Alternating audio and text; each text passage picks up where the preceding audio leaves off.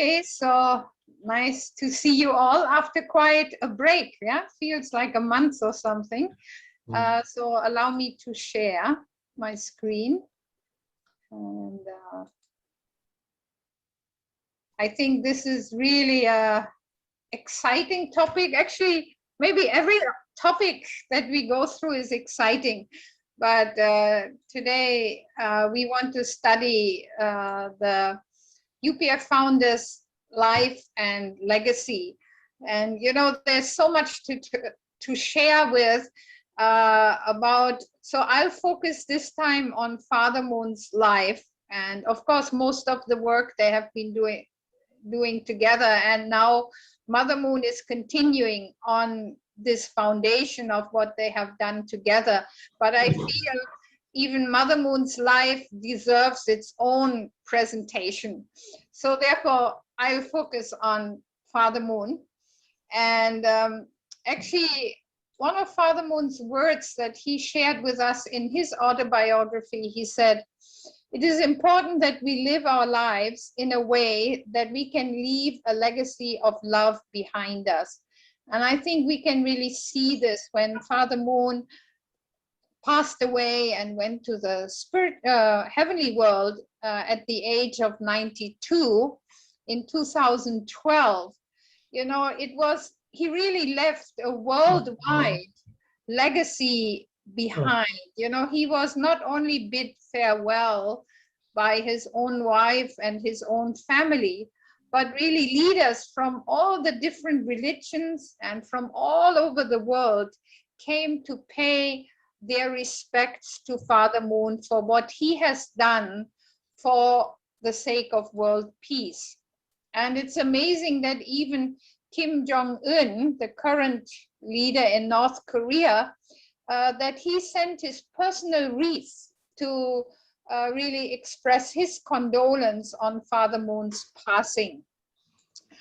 And his government, the North Korean government, bestowed a posthumous medal and a citation for Father Moon's work for the peaceful reunification of North and South Korea. And when we look at the memorial services that were held in literally every nation in the world, in 194 nations, 8.2 million people showed their last respects, and 250,000 came to Korea and personally paid their respects to Father Moon, and 50,000 people attended the funeral itself.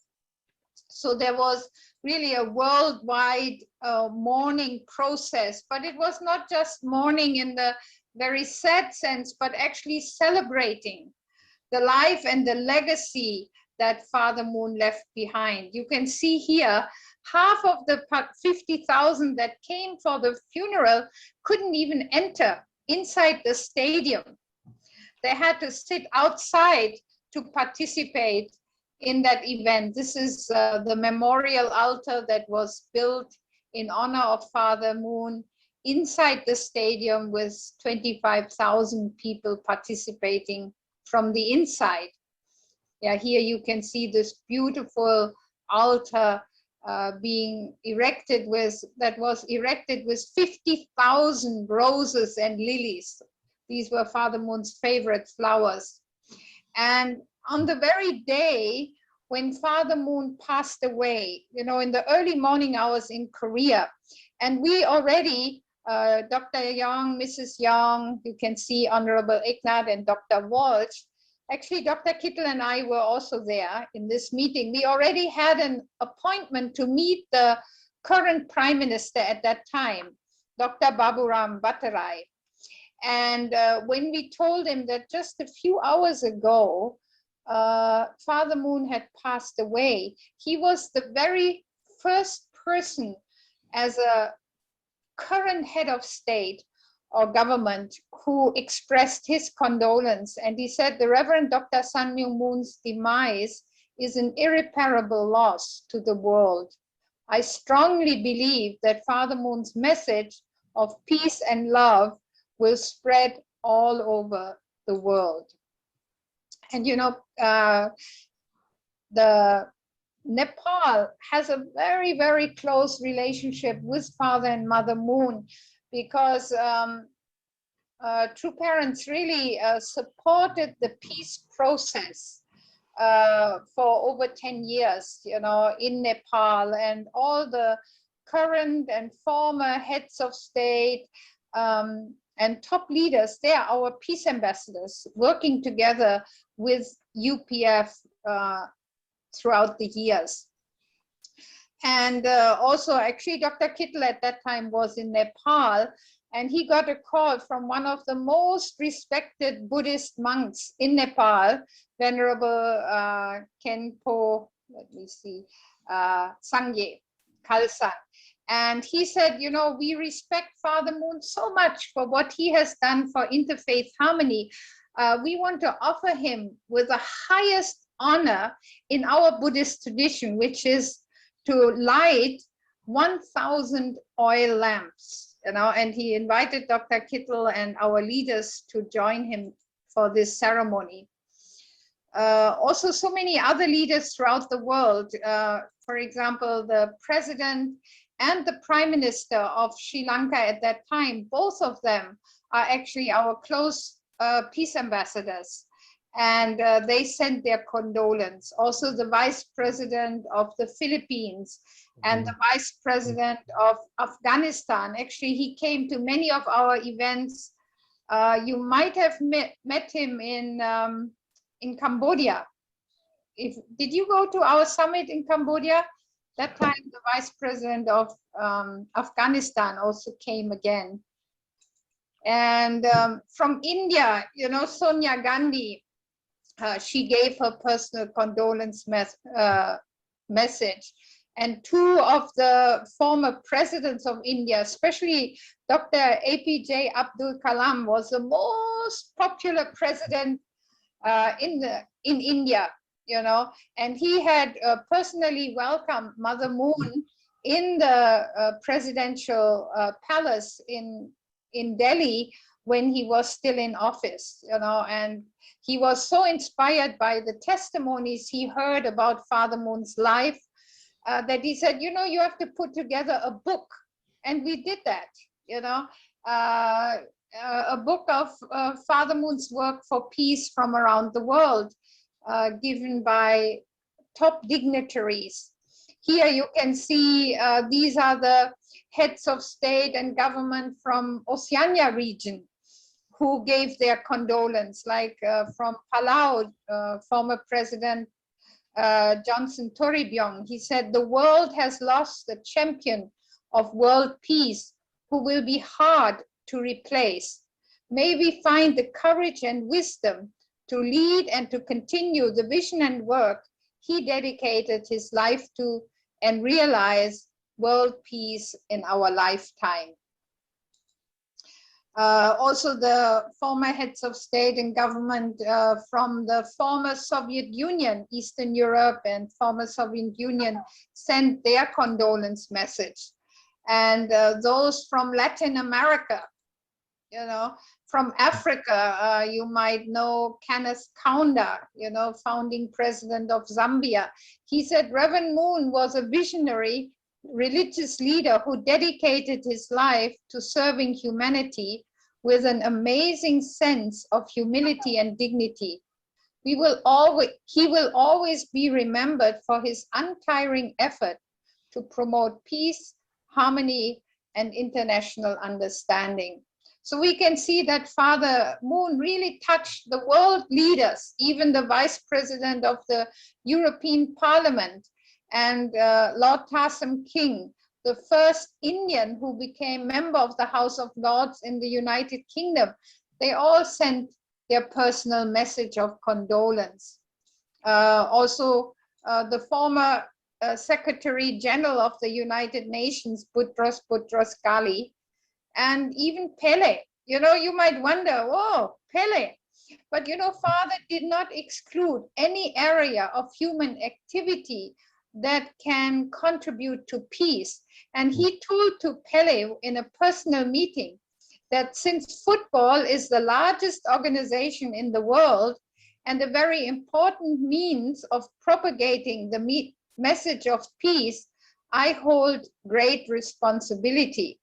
And so Pele and Father Moon started some programs together, like Play Soccer for Peace. Oh, excellent. And Peace Cup, for soccer. But, all these successes and the appreciation that Father Moon received in his later life didn't come easily. He had to go through 6 times of being unjustly imprisoned.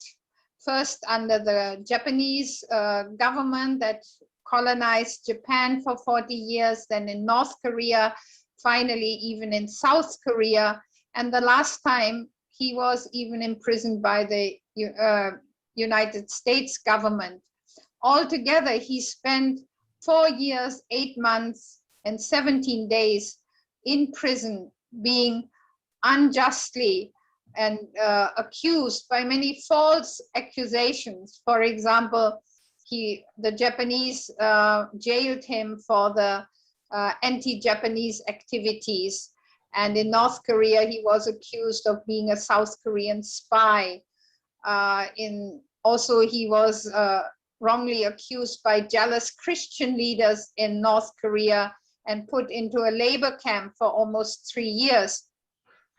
In South Korea, he was accused of having evaded the draft during the Korean War, but in reality, during that time, he was a prisoner of the North Korean government in a North Korean labor camp. And in America, he was accused of having evaded paying taxes. But really, the reality was very different, that Father Moon was always a patriot who fought for the freedom and independence of his country. And he lived beyond any boundaries, whether North or South Korea, but he really wanted to educate and guide all people with the divine principle, these principles that you have been studying over the last few months, And he never saw any limitation between countries and races or religions, but really lived as a global citizen for peace. But he was often misunderstood, and it was often by actually the Christian community in North and South Korea who misunderstood his mission. And that kind of accusation even went to America when he was accused of having evaded taxes, but actually that was a very small amount, only $7,000 or $8,000 over a 3-year period. But in reality, during the same time, he had invested millions of dollars to establish the Washington Times and many, many social service projects, Yep. But he never complained. No matter how severely he was persecuted, he was tortured almost to death, he was unjustly imprisoned and forced to do incredibly hard labor that actually in North Korea killed 50% of the inmates, even within the first year. But Father Moon was actually able to overcome this kind of incredible suffering and almost situations where he was almost beaten to death or tortured to death. But the way he said, how could I overcome this kind of situation? I knew it wouldn't be by the food or by the energy I get from the physical food that I was given. It was so little, it was just a bowl of rice, in a day. But he said I had to supplement it with energy that I got from the spiritual world, from God, and through my prayer, and also by really forgiving his enemies, those who tortured him. And he shared and said, after undergoing torture and returning to my dark cell on a moonless night, I cleaned my wounds and offered appreciation to heaven. I could not cry for myself, only for Heavenly Father, who shed blood and tears for humankind. You know, when in his prayer, he thought about the suffering and the misunderstanding that God experienced throughout history, that he told God, look, I cannot complain. Actually, your suffering and your pain is much more deeply, so don't worry about me. I will be able to overcome no matter what trial I face. And that is what gave him the energy to continue and to overcome even the most inhuman circumstances.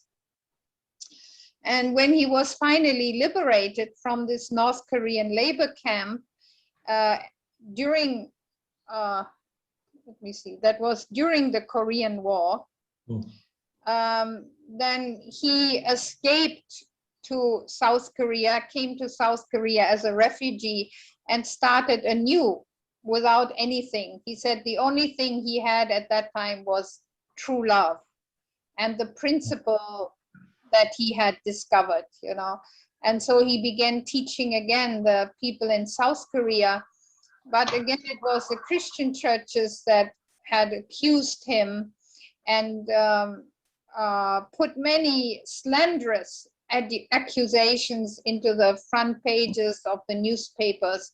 And as a result, he was one more time imprisoned for 100 days. But when the judge looked at all these accusations, he found out that they were all baseless. And after 100 days, he was declared innocent and released. But these newspapers that had made all these false accusations, they never printed that. Maybe one minor newspaper wrote a very small article saying Father Moon was released as innocent.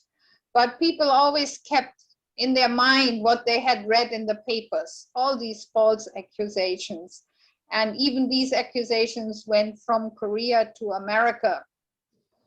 And so really Father Moon suffered a long time of misunderstanding, where then as a result of these accusations, he was also put in prison in America. Actually, the tax evasion charges, even the IRS knew that these were false allegations. You don't start a court case for $7,000 of non-paid taxes, so-called non-paid taxes. You know, you would just write a note and say, please pay your outstanding taxes. But the government was not interested in that. They wanted Father Moon out of the US. And they thought that when he was indicted, he would never come back. He would just stay away. But when Father Moon heard this allegation, he took the next plane, went to America and said, I'm innocent. I will fight this court case. And he was then really supported by religious leaders from all different religions and churches and races, where people really said, if you can put Father Moon in jail on these charges, we don't know who the government will put next time in jail on the same kind of charges, you know. And they said we have to stand up for each other. So when he was finally released after 1 year, he was welcomed by 2,000 leaders, religious and other civil society leaders, who welcomed him in a God and Freedom banquet. And one of the very famous investigative journalists, Carlton Sherwood, he was actually a Pulitzer Prize winning journalist. He wrote a book. When he investigated Father Moon's case, he discovered that Father Moon was falsely persecuted and prosecuted. And he wrote this book, Inquisition, in which he said the unification members were and continue to be the victims of the worst kind of religious prejudice and racial bigotry this country has witnessed in over a century. The Congress, the courts, the law enforcement agencies, the press were part of a determined efforts to wipe out this movement. So after this, Father Moon, actually, when he went to prison in America, he said, you know, to his family and also our members, who everyone was in tears, he said, don't cry for me. Cry for America, pray for America. And he said, my suffering will create a condition for the American public and especially American Christianity, and for Christianity to finally turn around and accept me. And we can work together with Christianity. And for that purpose, I don't mind to go to prison. If that God can use my suffering as a condition to unite Christianity, and not only, of course, Christianity, but all the world's religions with our movement and Father Moon's peace movement, then he was always ready to pay the price. The last life and death challenge, or he had to overcome, was when Father and Mother Moon, with actually 3 of their grandchildren and 12 of our staff plus the pilot, 11, total was 16 people were in that helicopter. In 2008 it crashed, and when you look at the picture, the remains of this helicopter that completely burned out. I don't know, when you were did you go to Chongpyong already? Maybe you didn't have a chance yet to see these remains.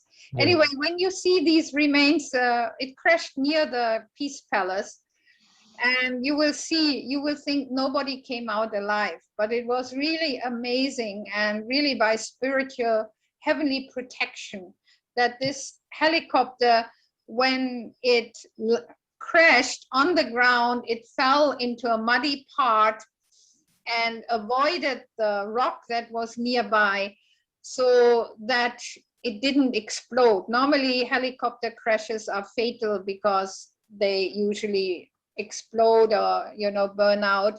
And also, fortunately, the only exit door was open to the up, so the pilot was able to open it, and within 10 minutes all the passengers, they helped each other. Instead of everyone running to the only exit and trying to save themselves, they all said, okay, let's help get Father Moon out, Mother Moon out, the grandchildren out, and everyone helping each other to get out to safety, while they were smelling that in the back the helicopter already was burning. And the pilot was so amazed. He wasn't our member. He later said, I have to study about this movement and the principle. I have never seen people in this kind of life and death situation that instead of saving themselves first, they cared for the other person. And through that cooperation, everyone was out in 10 minutes before the helicopter actually then finally completely burned out.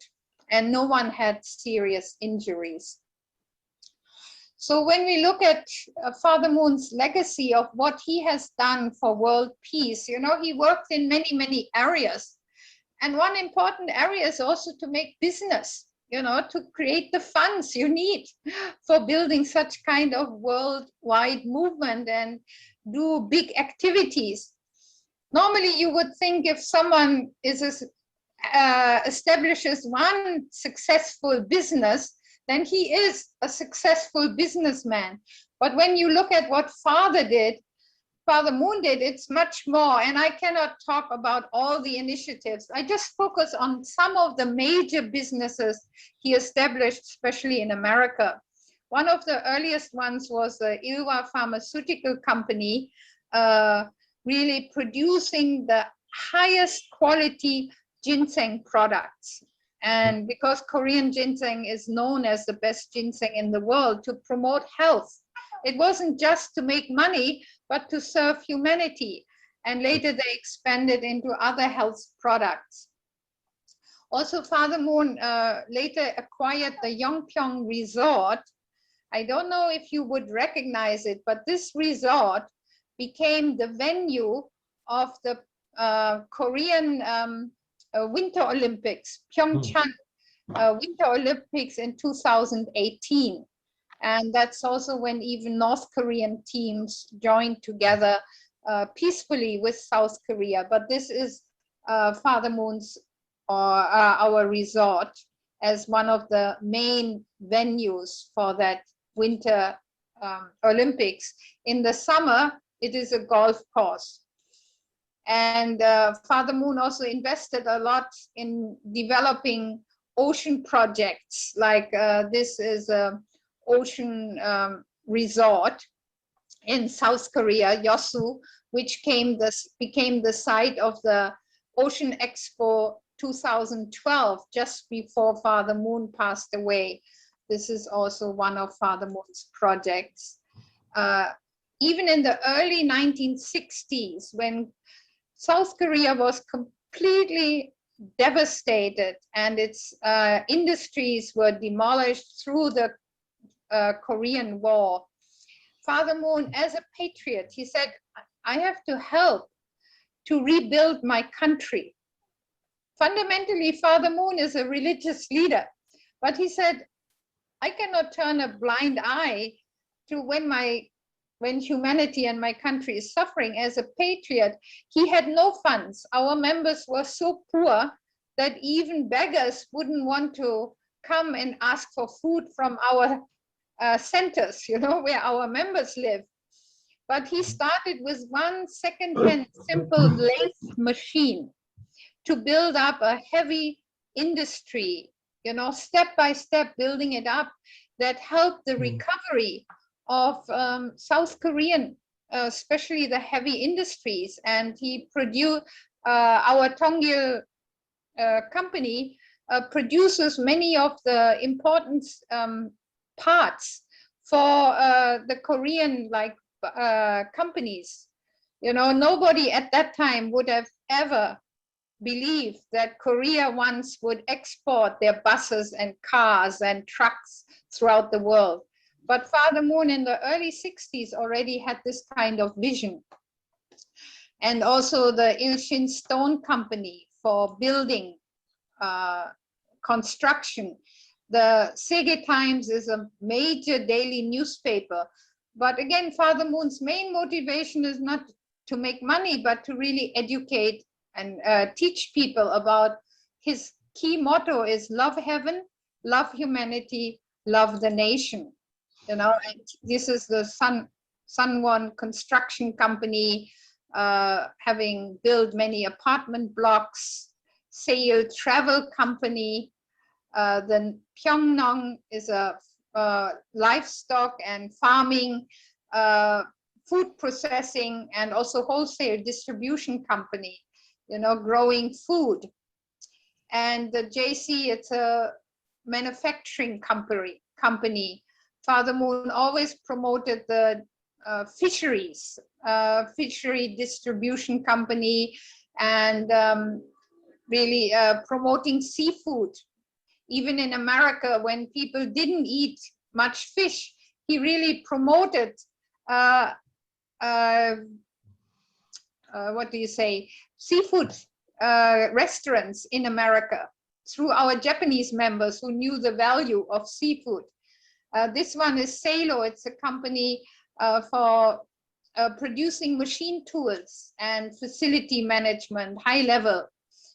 And based on the success of his businesses in South Korea, when he met President Kim Il-sung in North Korea, he said, I want to help North Korea to develop. And he said, I will invest and build a car factory. And I will not take $1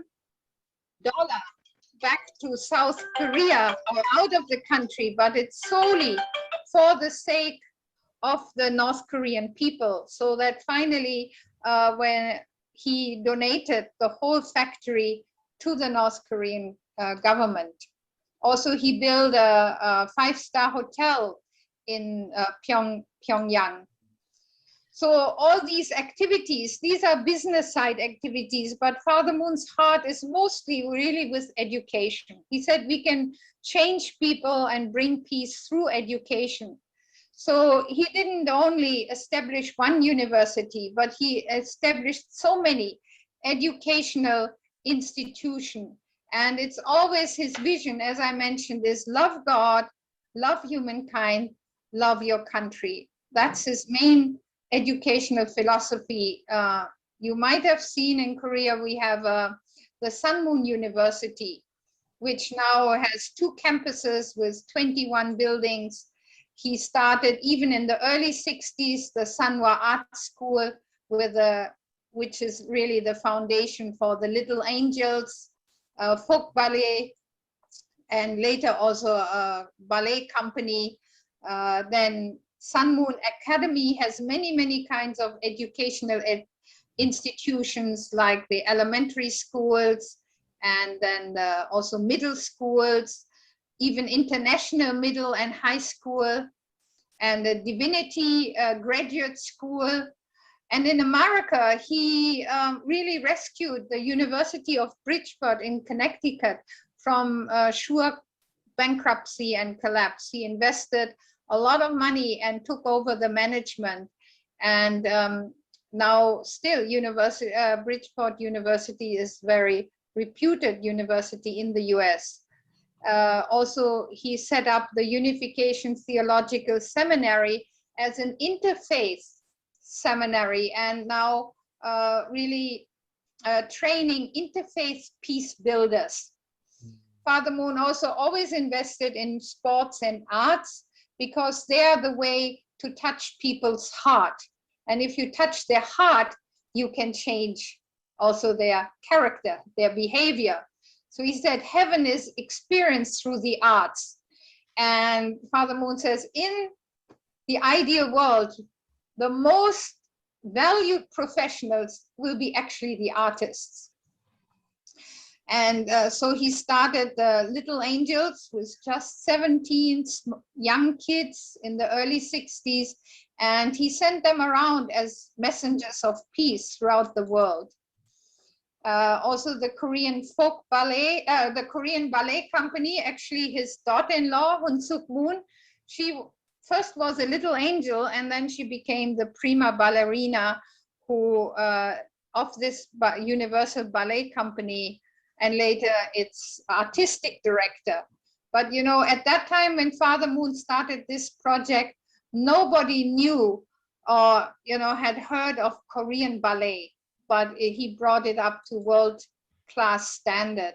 In sports, as I mentioned, he worked with Pele together to promote peace through sports, through soccer, and also through martial arts.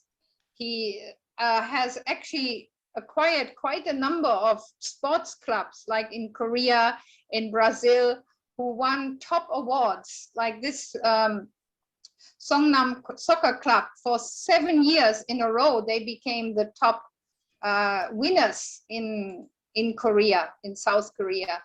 This is the Peace Cup, but he also started it for women, the Peace Queen Cup.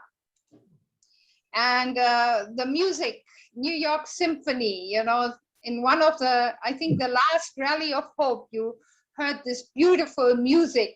Mother Moon also, she really loves music and loves art as a foundation of really building a culture of heart and peace and unity. Also, Father Moon invested a lot in to bringing together Eastern and Western ways of medical care, medicine. Like we have the Chongshim International Hospital in Chongpyeong. You might have seen it from the Peace World Center in Japan. We have the Ishin Hospital, again, pioneering like cancer treatment by uniting Eastern and Western medicines. In America, in the University of Bridgeport, we have the College of Chiropractic, and they under his leadership, we started health science programs with the Acupuncture Institute and also naturopathic medicines beside chiropractic. And Father, and especially also Mother Moon, took a lot of care and interest in the welfare and relief organizations like the A1 Welfare Foundation in South Korea, helping the needy. In Chongpyeong, one of the complexes we have is the Shongshim Village, which is a retirement home in a beautiful scenery and surroundings for retirement. And on so many levels, Father Moon really established peace activities on a global level. Like in the year 2000, on the turn of the new millennium, Father Moon went to the United Nations and he spoke about renewing the United Nations to build lasting peace at the UN headquarters in New York. And that's where he promoted to start a peace zone between North and South Korea in the DMZ, and to set up an interreligious council at the UN to advise the UN Assembly. And when he started the UPF in 2005, Father and Mother Moon together, they went to 120 nations, one nation in a day, for 120 days, to actually really kickstart this UPF on a global scale within just 3 months, to make this worldwide movement. And UPF was really founded also on Father and Mother Moon's work for interreligious harmony for 3 decades, that had started 3-4 decades before, continuously supporting to bring religious leaders from around the world together. He had commissioned the compilation of the world scripture, bringing the top scholars from all around the world, all the major religions, researching common themes of their religions and put them together as a textbook that can provide valuable resources for interfaith education.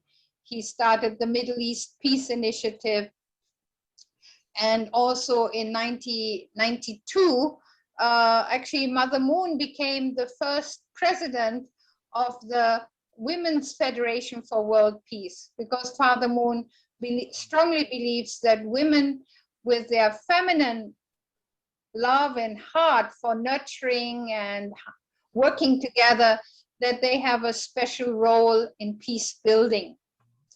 Also, Father Moon always has invested from the very beginning, even in the 1950s, to work with the young people, because he said the most serious social problems are youth problems and the family breakdown. And so he has started many youth and student organizations, and finally Mother Moon put them together under the Youth and Students for Peace, teaching pure love. That's one of their really main tenets. But also Father Moon started leadership training programs, especially for young people on the ocean. He said that is really an excellent way to overcome the challenges of ocean fishing. He said it's good training for young people, but also it can solve world hunger. He developed a high protein fish powder that we were finally able to donate free of cost to refugees and survivors during genocide in Rwanda, in Bosnia, in many parts of the world. And the International Relief Friendship Foundation has been conducting humanitarian relief and service projects all over the world, and yeah. But one more thing Father Moon was really concerned is, he said, how can we unite the world that was divided during the Cold War era between democratic and communist world? He said we need, we have right wing and left wing, but we need a head wing ideology that can bring both people together peacefully and work together harmoniously.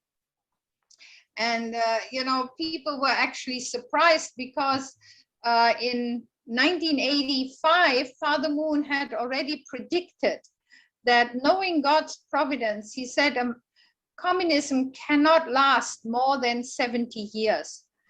And so then in 1985, he commissioned our Professors World Peace Academy to hold an international congress on the theme of the fall of the Soviet Empire, and everyone was shocked.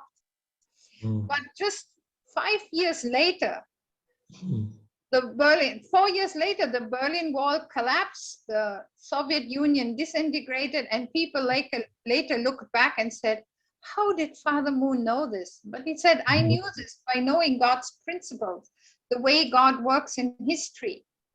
Yeah. And also he said one more, beside, you know, promoting artistic and communication of the heart, we said we also have to build the infrastructure for practical communication throughout the world. And so he proposed already in the early 1980s, in 1981, to build an international highway system, linking first Japan to South Korea, to North Korea, China, and later you can see even going across the Bering Strait to connect, you know, Siberia with Alaska, so that actually eventually you can travel from Santiago in the south of Chile all the way to London or to the Cape Town in South Africa, you know, all by road or railway.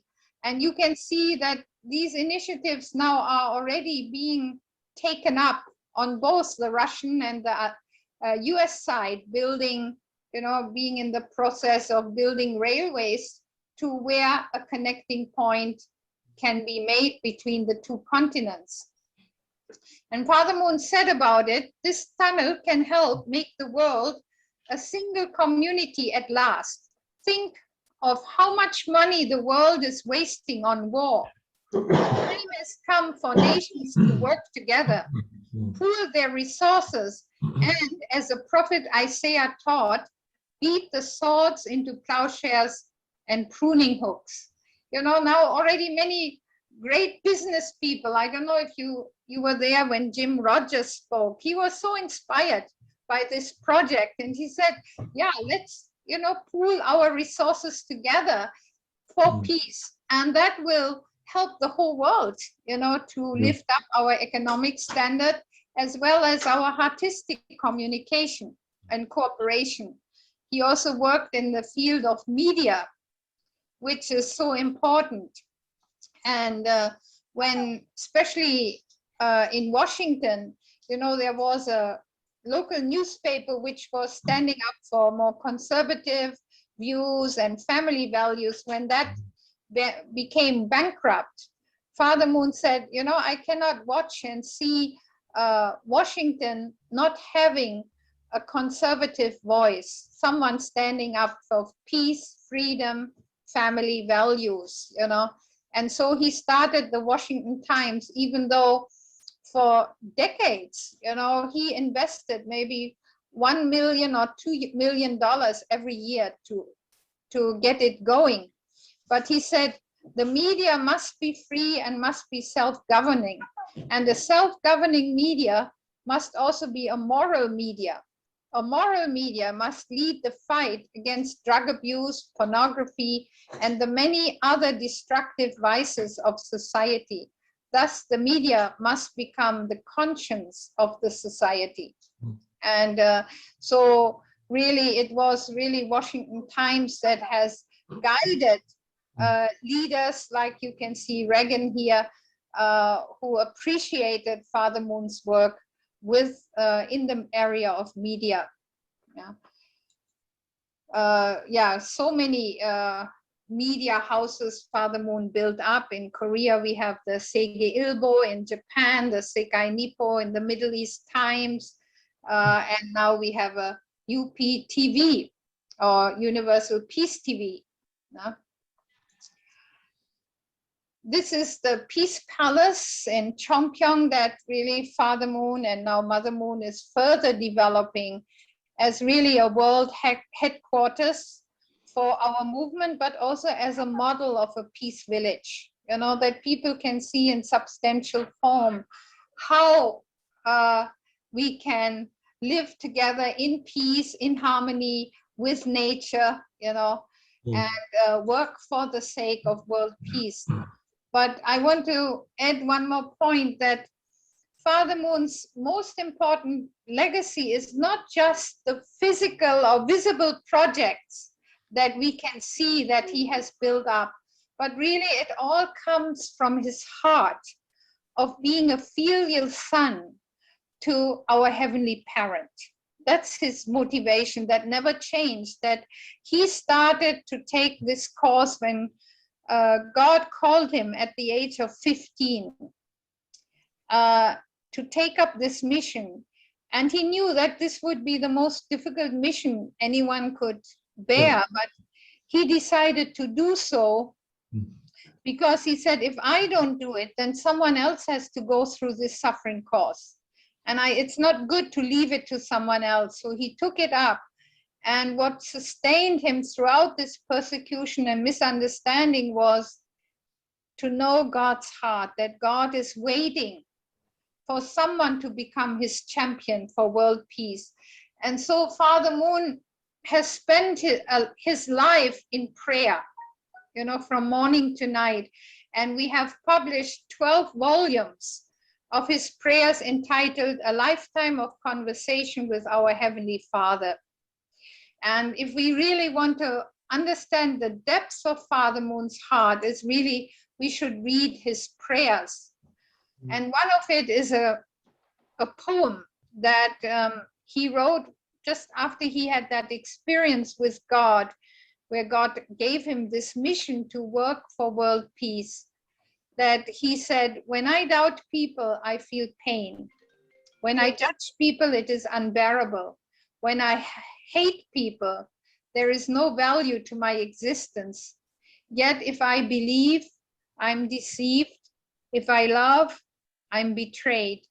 Grieving, suffering and grieving tonight, my head in my hands. Am I wrong? Yes, I'm wrong. Even though we are deceived, still believe.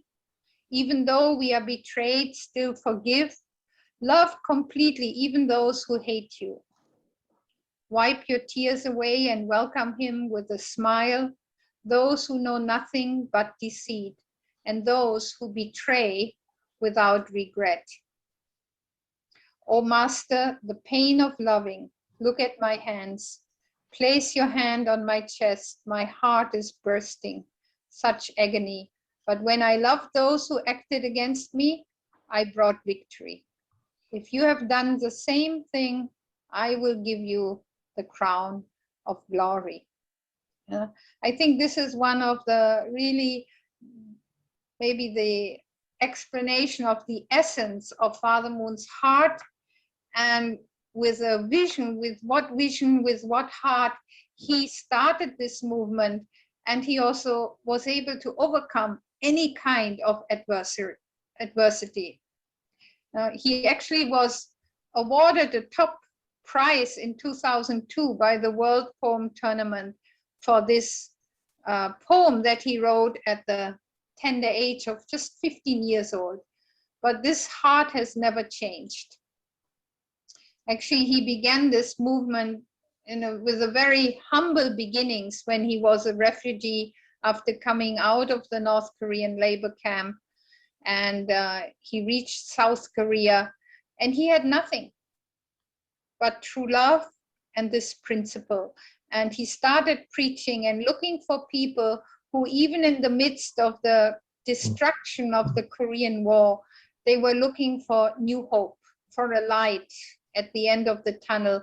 And his teaching really gave them this hope to rebuild their country, rebuild their lives, and not only work for themselves, but really rebuild their country as a center for world peace and harmony.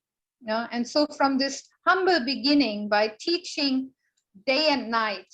You know, we have 1,200 volumes of Father Moon's speeches that he gave from these early days in the 1950s until he passed away.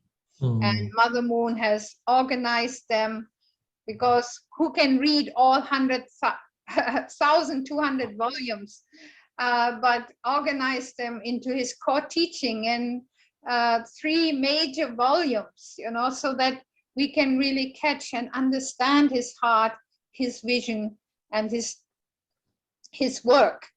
Actually, Dr. Kittel once, he had the experience in America when Father Moon started speaking in the early morning hours, and he never took a break until 17 hours later.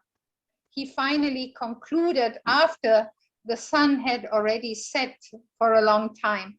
But that's the way Father Moon invested himself, you know, and even until the end of his life, just a few months before he passed away, you know, that time he called what he's called a Hundok session, you know.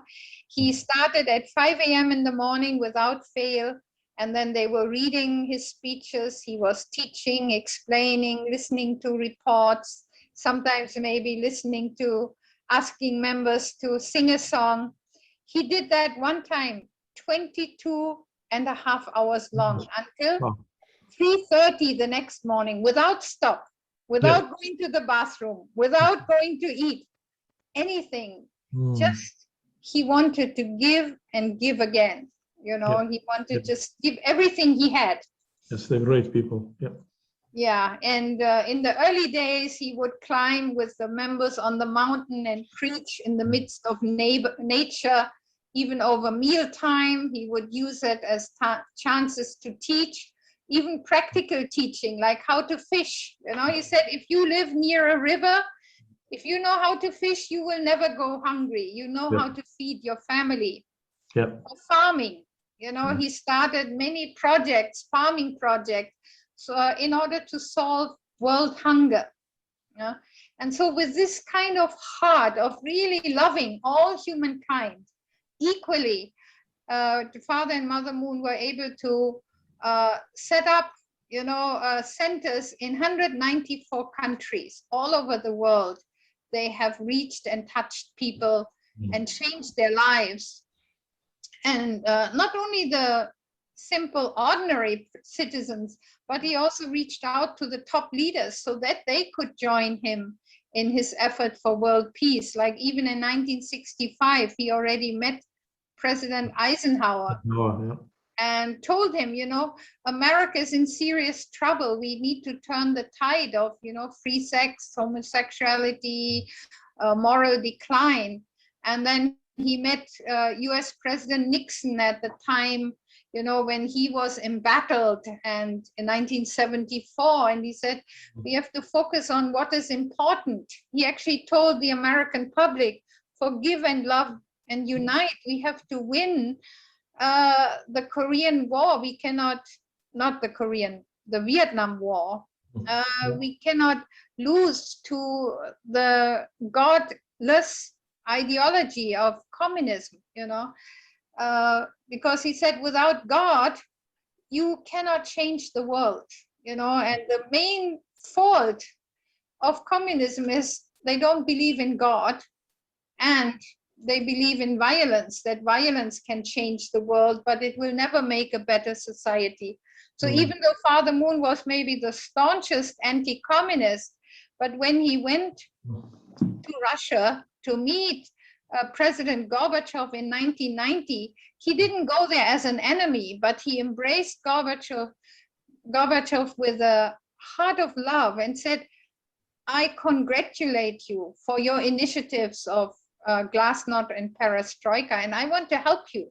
But he said, you must allow religious freedom, and I will help you to work with the education ministry to develop a new curriculum for your young people, because if you take out the communist or Marxist ideology, you have to replace it with positive values. Otherwise, your young people will fall prey to consumerism, and materialism and free sex. And so then Father Moon sent many young people, especially our best educators like Dr. Kittel, to work with the Russian education ministry, and they developed this curriculum.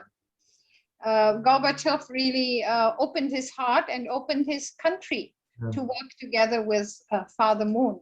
He's a good man. And a year later, Father Moon went to North Korea. And, you know, Kim Il-sung, his government had, you know, almost tortured Father Moon to death. They had tried to assassinate him several times while he was in America. But Father Moon, again, he prayed and prayed. He said the most difficult thing before meeting Kim Il-sung was I had to make my heart crystal clear. I could not have even an inch of resentment towards him.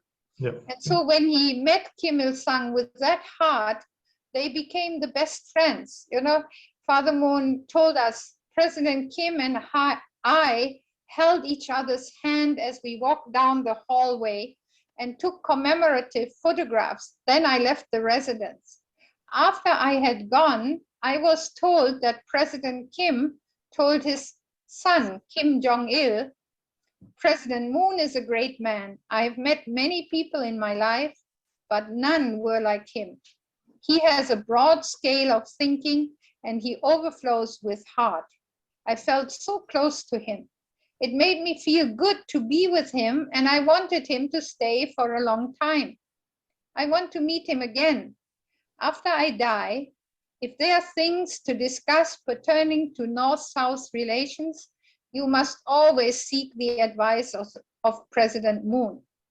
And Kim Jong-il listened, and he passed on the same message to his son, the current leader, Kim Jong-un. And you know, Kim Jong-un, every time two parents have birthday, he sends a gift to them. And he already sent an invitation letter, open invitation to Mother Moon to come to North Korea and to hold a summit there. So Mother Moon is now really preparing a foundation so that, you know, when she goes to North Korea, it's not just to see her own hometown that she has never been able to visit for 70 years, but just like Father Moon, when he went to North Korea, it wasn't just to meet his family, but to really bring, first of all, the reunification of North and South Korea, and with that, the reunification, like the unity of the whole world. So Mother Moon is now working to make this foundation through our think tank 2022, so that it can happen within the next 2 years. That's really her most cherished dream and wish. This is when Father Moon was able, he was invited by Kim Il-sung.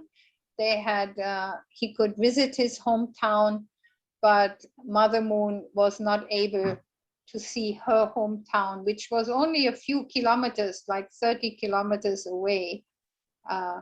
So we are really hope and pray and also work so that Mother Moon also will have the chance to see her hometown. And we'll see together. Yes. So before I conclude, I like this passage that Father Moon wrote in his own autobiography. He said, even now at 90 years of age, I wonder every day why God called me. Of all the people in the world, why did he choose me? It wasn't because I had a particularly good appearance or outstanding character or deep conviction. I was just an unremarkable, stubborn and foolish young boy. If God saw something in me, it must have been a sincere heart that sought him with tears of love. 100%. And we have witnessed his tears, his tearful prayers, you know, day and night.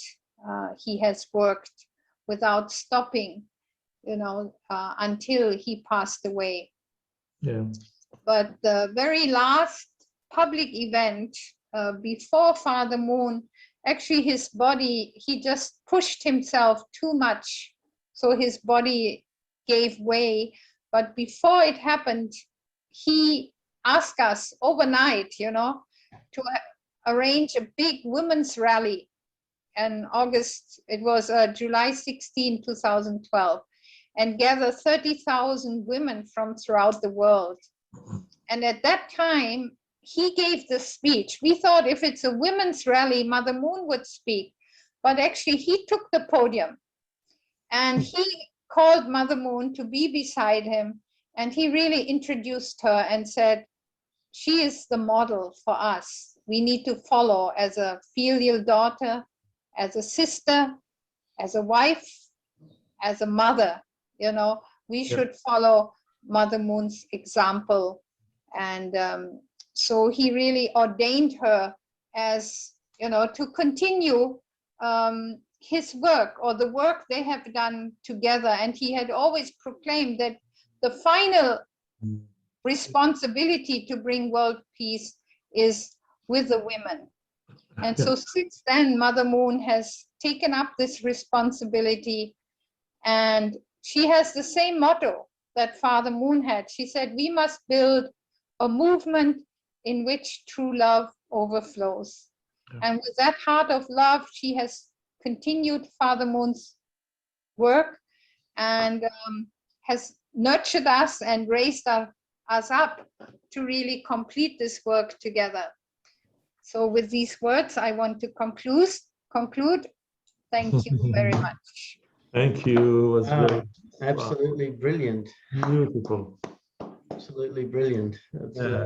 Really good, really good. I think it needs to be shown to everybody. It's absolutely brilliant. The whole encapsulation of Father's life in a nutshell, and with so much heart. Thank you. Thank you. Yeah.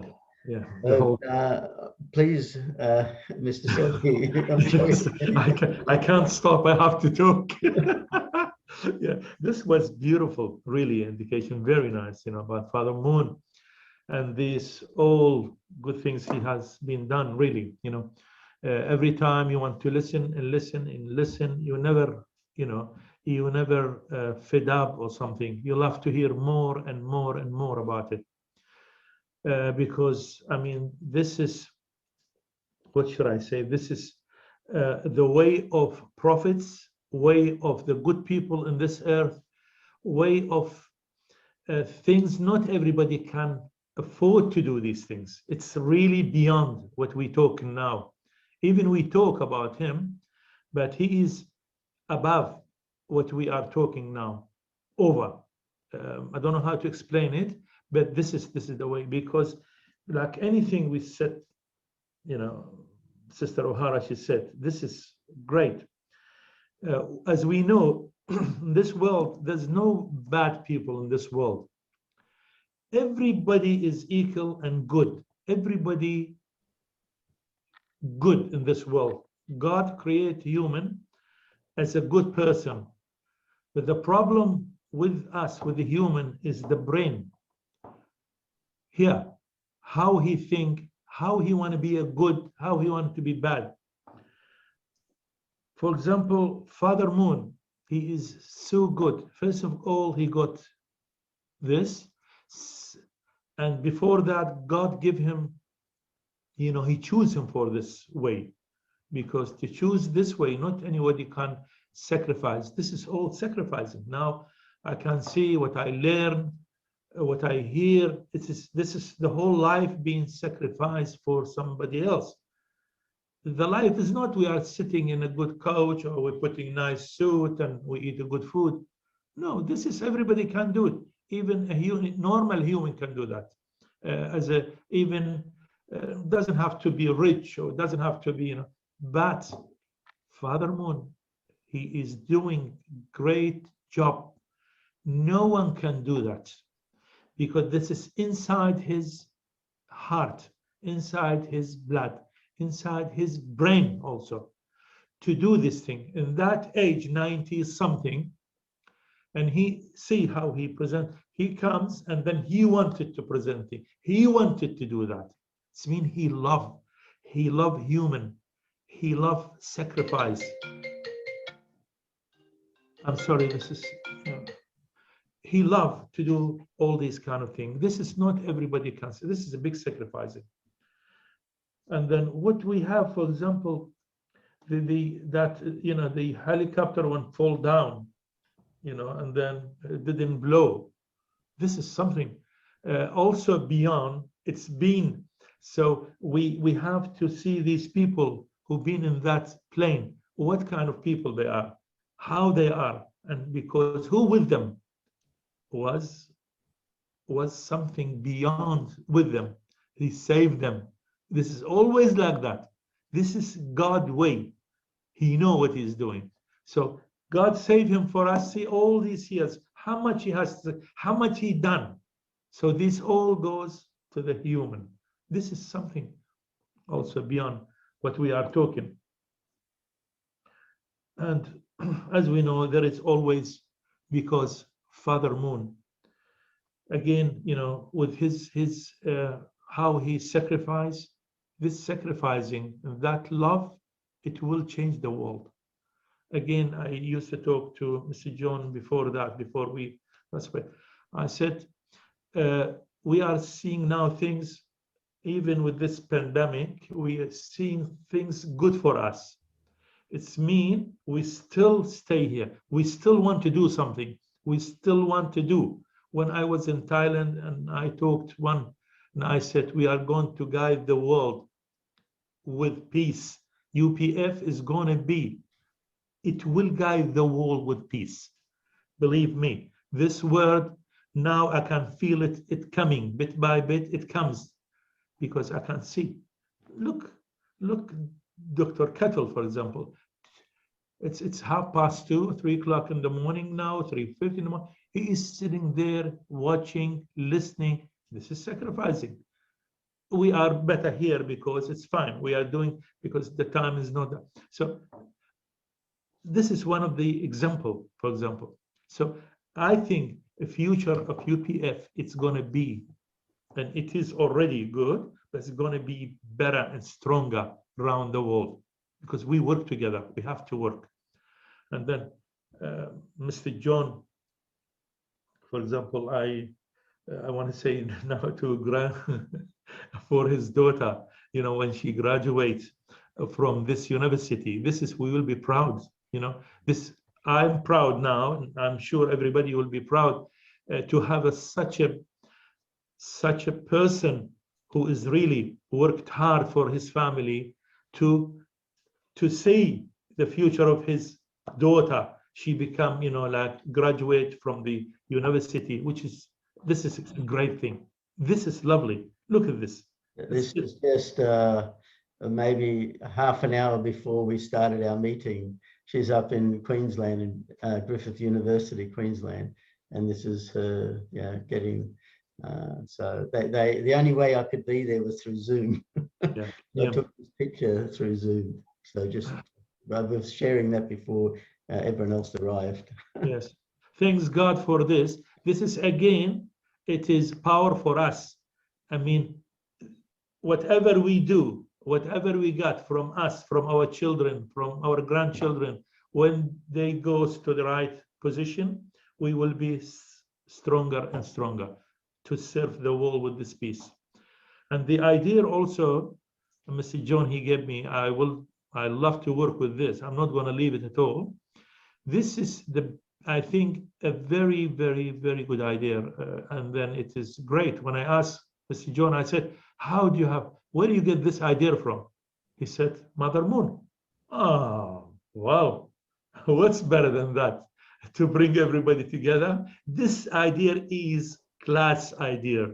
This could be, yes. Yeah, this was what I shared with him, a project that I'm doing here in I just made it a bit smaller, here in Australia, because I got inspired by the fact that Mother wants to make a global peace park on the DMZ. Oh. And already been to some councils, and there's 543 councils in Australia, and I want to create a peace park. And this is a plaque that's already been approved.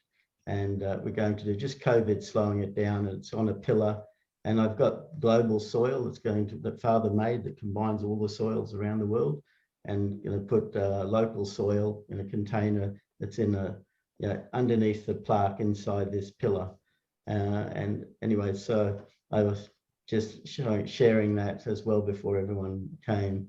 I'd already spoke to Reverend Utaka saying it was okay to share this with Mr. Sorby and ask for his support in meeting other council people, and because I want to put a peace park everywhere. So we really, because the peace park in essence says here, we are one through interdependence and respect.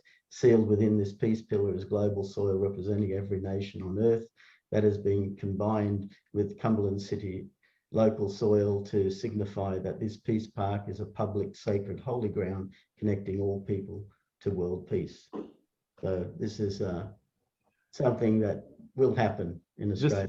It will happen, Mr. John. It will happen, and it will happen all around the world, I think. Yeah. This idea, say, no one can think about that. I mean, yeah, it's an idea. Maybe you will, you feel hard, but not to let it happen. It will be happen because everybody is waiting for this. This is big thing. And I'm sure every nation in this world waiting for this, because, all these hatred, disease, war, all these kind of things, these people are fed up. Now people, they look for peace. Everybody love peace, but how you put the idea in their brain? They are all good. Everybody, again, all human is good in this world. No one is bad. But how you put the idea in his brain, how you guide him, how you put him in that line, how you're going to, it will work. Oh, that's brilliant idea. I'm so happy. I'm so happy. John, thank you very much. And thanks, Mother Moon, for this great ideas. My God, who would think about that? Who's going to take this? Who? Where is the time? Where is the effort? Where is that? Where is that? Yeah. So yes, great. This is really great. Thank you. Thank you. God bless you all. And we will work together for this. Very important. Actually, I'm going to start. I mean, I know it's now, there's no, we are locked up, with this situation, but, we can do telephone something and then we do inquiry bit by bit. Yes. God bless you. Bless you all. Thank you. I would love to share, yeah. Dr. Fiddle, would you like to make a comment? Or Yeah, sure. Hi, Mr. Sobey. Nice to see you. Sir, you're all, yes, thank you. We missed you. I think we had to skip a week I miss you all because of the COVID. So it was nice. Oh, Thank you, Ahara, for an excellent presentation. And also for all of you guys who are in Australia. oh. Yeah, that's background of John and Utaka and Greg almost look alike. You guys are somewhere on the beach or, out front, something like that. right. Anyway, when I listen to Father Moon's life, I'm amazed and blessed that I could meet this man. I mean, it's something that even though we hear Ahara talk about all of these activities that he's involved into, but when you really meet him personally, then his character is so strong and clear and dominant. Yeah. His passion is burning. I mean, until his last breath, he was wanting to work for God and to work really for world peace. Yeah. So it's not a humanitarian only initiative just for the sake of people, but Father Moon connected, the suffering of people is the suffering of God. And so if I love God and I want to end God's suffering, I have to end the suffering of this world. So it's a humanitarianism in a theological or in a theological or a theistic framework. So he loved God so much, and he realized, I have to end the suffering of the people in order to end God's suffering. So when Father Moon passed away, lots of people wondered, openly and privately, what is going to be the, the future of this movement, that he was such a strong, dominant leader that who could even replace him or dare to step into his shoes. But surprisingly, the woman who was more or less quiet and obedient in the background has emerged as an equal to father that nobody else could imagine. And Mother Moon had been just attending her husband 52 years, going through difficulties and persecution that we will never understand fully. And really the one thing that she is doing now, just kind of an update. Last week, we had a Zoom meeting, a private Zoom meeting with the Prime Minister of Cambodia.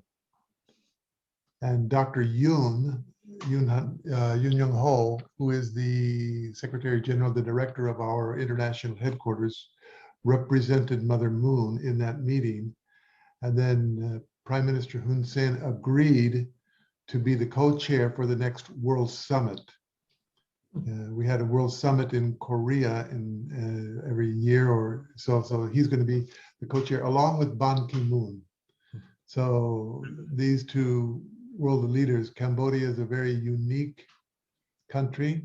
It has a very close relationship with Korea because they also have suffered genocide at the hands of war and communist aggression. I think almost similar amount of people. There were about 2 or 3 million people killed during the Korean War, mostly civilians, and similarly during the Khmer Rouge time. 2 to 3 million people were killed. And so Mother Moon is now working with the Prime Minister of Cambodia to initiate a program, the World Summit. And what we want to do is to bring a delegation from North Korea to the summit. And the Cambodian government said they will work with us in order to be able to try and facilitate. It will not be easy, it will be quite difficult, but use that as the foundation. And then next year, go to North Korea and have a summit program there in Pyongyang. One of the actually powerful and important components, we are not a government, so we don't have a seat at the United Nations, and we don't have equal status when we're working with governments. But I'm realizing that the power of what is called track 2 diplomacy or soft power diplomacy in many ways is more powerful than just the political dialogue that goes between nations that oftentimes gets stuck because of personalities, because of policies, legal requirements, UN sanctions or whatever it might be. And so the key is start talking together. And we had used this strategy in Nepal, and it worked successfully, where for 10 years there was a civil war going on and 15,000 Nepalese were killed. And they had 3 camps, the Maoist, the monarch, and the Democrats, and they were not talking to each other. And so we started to have programs, and just in our seminars, these enemies that weren't talking and fighting and killing each other would come to our program at our peace embassy or a hotel or sometime, and just face-to-face talk together. It almost doesn't matter what you talk about. Yeah. But and then Mother Moon is using this soft track 2 diplomacy to say, well, not only should we have a conference, but we could have sports, we could have youth programs. Well, yesterday, because of the times frame, just yesterday, a few hours ago, I talked with Dr. Yong here in America, and he sends his love and greetings. He's continually updated on these programs. Yutaka-san sends him updates, and he's very excited that we are continuing this educational initiative. And I miss him. I miss this man. This man especially, I miss him. I don't know what to do. Yeah. My heart becomes too little, honestly, to see him. Yeah, he's doing a great job in mention, America. I'm sorry, when you mention his name, like, I feel, because I can't get now to go and see him. I love him so much. Yeah, he's doing a great job. And Good. he told me, he said, my only problem is I have no time to sleep. Yeah, God bless him. So Yeah.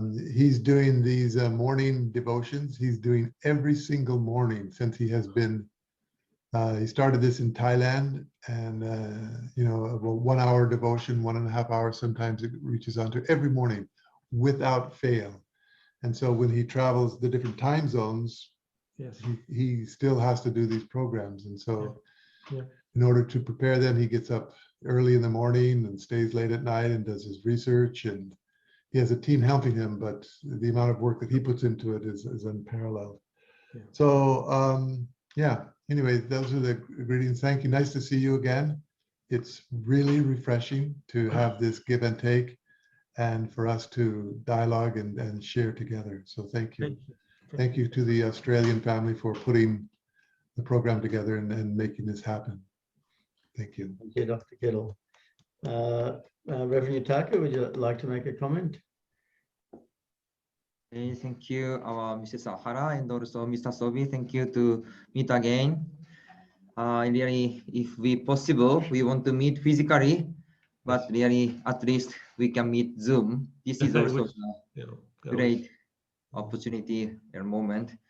So really, through the listening our Mrs. Ahara lecture, really remind again our father's life, and especially, of course, also really the helicopters moment.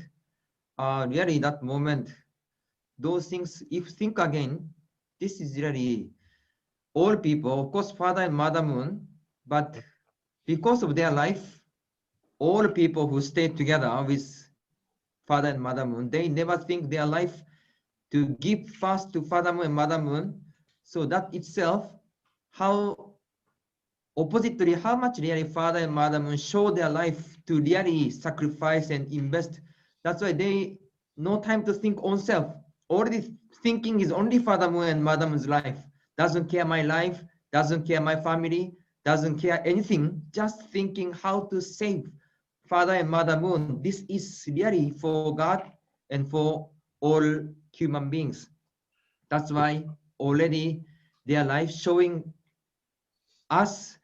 That's why the person who work together, even we are stay different way, different place, but really we can feel their sacrificial life, and really we try to be, we want to follow, we want to offer or sacrifice like our Father Moon and Mother Moon. So really through their life we could see, and really fathers just have a single mind, only for God, only for human beings, doesn't care other things. That's why really I remind again about Father Moon's life and also Mother Moon's life, and I always think myself how still far distance our Father Moon and Mother Moon, and there is so many things Father left behind in this world, and Mother is now doing. So really time, there is time period. Mother already 77 years old. So during that time, how really we can show or how we can conclude something. Otherwise, Father Moon go and Mother Moon also go. Really, this is a totally different situation. Don't go. I hope everything will fix before everybody go. It has to be fixed. Yes. That's why. Many new things, good things is coming. Really, we have to remind again and determine again. So really, I appreciate our Mrs. Sahara and also Mr. Sobi joining and all leaders joining today. Thank you. Thank you, Reverend Utaka. And Greg, would you like to make a comment? I need to unmute, sorry. Yeah, thank you so much, everyone, for coming, like Ahara's in Thailand, and especially Dr. Kittle, 3 o'clock, 3:30 in the morning in the States. So thank you so much. And also a beautiful presentation from Ahara. Of course, I've heard those things many times, but I can't help crying, honestly, when I hear those things. I just remember some experiences with Father, and he came to Australia in 1992 and also 1995. And he spoke in Canberra. And then he drove from Canberra to Sydney and stayed in what was then the A&A Hotel in Sydney. And then he called us. It was like 9:30 at night. And we were exhausted. I was involved very much in organising the whole campaign of their visit. So we went to his room. He was in the presidential suite in the A&O Hotel. And we all went in there, and he started talking. And he's pouring out. I was so tired, you know, having sort of stayed up for 3 days or something almost. I was actually falling asleep standing up. I had to stand up and I started to fall asleep. And then, you know, I had to catch myself from actually falling over. And then it was after midnight. It was probably 1 o'clock. And I sort of woke up, you know. And Father was there and he was just looking at me. He was just looking at me. You know, there was maybe, you know, 50 people in the room. And I was just dialoguing with him. He was dialoguing with me. He was looking straight into my eyes. And he was trying to talk in English. It was not easy for him because he was talking to me and yeah, pouring out so much kind of love, you know. So I could really understand pretty well everything he said. I don't know why. 1 o'clock in the morning. Anyway, then at 2 o'clock in the morning, he said, "Oh, well, I guess we better all go to sleep, you know." So there was no time to go back to our homes. We just crashed on the floor there in the presidential suite on the carpet, you know, wherever we could find a spot. Father and Mother went back into the room, you know, the presidential suite has a few separate rooms. And they came out, you know, just before 5. We did our pledge at 5 o'clock. So after only like 2 or 3 hours sleep, Father started speaking again. Wow. And he spoke another 3 or 4 hours. And then, of course, they had their private plane at that time going around the world. And then the pilot, the people were saying, "We've got to go. We've got the plane is just about ready to leave. We've got to get to the airport." So they just went, you know. So every second. And then he went to New Zealand and did the same thing in New Zealand. But this time they didn't have the 2 or 3 hours sleep. They just went right through the night. And Father just kept talking to them. And then he left on the plane the next morning, and he turned to the leader at the time, that was Reverend Kim Hyung Kun. And he said, "You have to love the members like that. You have to love the members like that." And he got on the plane, he left, you know. Anyway, whenever I think of Father, now these days, I just feel like crying, you know, really. Yeah. So, Yes. My God. Now, what should I say? Am I lucky I have seen him? I haven't seen him. You see, if I seen him in this situation, and now we are talking about him, I could have cried a lot. I cannot stop crying, honestly. He's with you. God. He's with you. He's with you. Yes. Yes, he is with with Spirit. us. Yes. My God. Wow. Yeah. God bless you. God bless you all. Yeah, thank you. And maybe you can have some final words from Ursula before we finish up, I think. Yeah, just thinking of our personal experiences with Father Moon is, I think we could spend a whole night sharing. And I can really relate to Greg, you know. Father Moon, was so much older than we were, but he had energy to go on, and we had difficulties to control our sleeping. It was, you know, just a few days to keep up with Father Moon was impossible.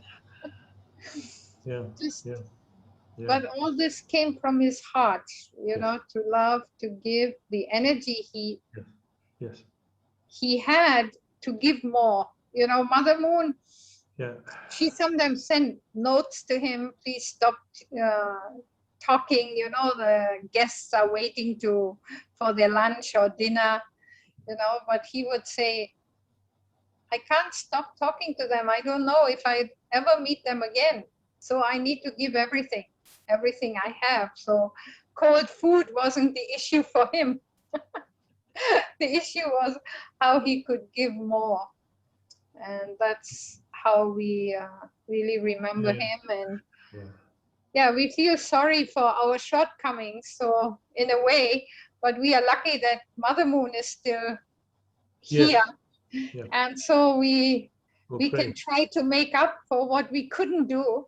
Yes. That maybe now we should accomplish while she is still here. Yes. Yes. Yes. I believe Father Moon is with Mother Moon, and he enjoy any victory, any progress, you know, equally together with her. Yeah. Yeah. So thank you, everyone. I think it's been a great session. It's already 7 p.m. It started at 5:30. An hour and a half. I hope this pandemic will be finished from this world, and then we can work more and more, you know, closer together. I hope so. I pray every day now for this. What we have left in this world, we have to do something, you know, for Father Moon and Mother Moon also. Mother of Peace, our mother, and our father, I think. Yes. So yes, we pray for this always. Yeah. Thank you, Mr. Socie. Thank you, everyone. Yes. Yeah. And I'd actually like to ask Ursula if she could close in prayer for us. Okay, yeah, let us pray. Sarang Hashinan Hanel Puminim Chamjin Cham Puminim Kamsahamida. We're truly grateful that we had this time here together, reflecting upon Father and Mother Moon's life, that they shared together, their heart and their incredible love and investment, especially our true parents' commitment towards you to liberate you from your suffering, because when you see your children, all humankind suffering, your heart is crying out and you want to embrace your children, and you want to comfort and console them and give them hope. And so you really need us to be your instrument, to be your vehicle through whom you can embrace your children, through whom you can give hope in a difficult situation like the coronavirus situation and so many struggles and critical issues and injustices and problems that are going on throughout the world.